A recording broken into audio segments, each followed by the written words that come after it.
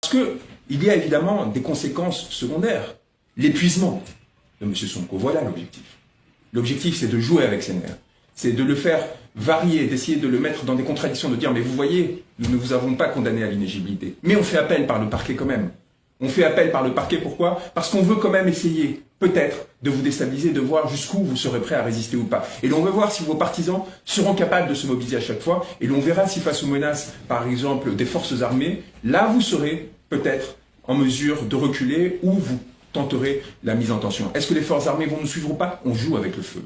On joue avec le feu et avec une situation qui peut dégénérer. Et là, c'est en cela que les violations des droits fondamentaux, les violations des droits de la défense, les violations et les interpellations, les arrestations, les refoulements, les suspensions de confrères, c'est là que l'importance de ces circonstances prend toute son ampleur. Parce que ces droits font barrage à la violence. C'est choses qui peuvent sembler formelles, une chose qui ne concernerait que l'élite. Ce sont des éléments fondamentaux pour protéger derrière des populations qui sinon devront se saisir de leur propre destin, devront se mettre en première ligne pour défendre leur souveraineté et en payeront chèrement le prix. Et M. Sonko est extraordinairement raisonnable, essaye de calmer les choses, vous l'avez vu pour le 3 avril, recommence en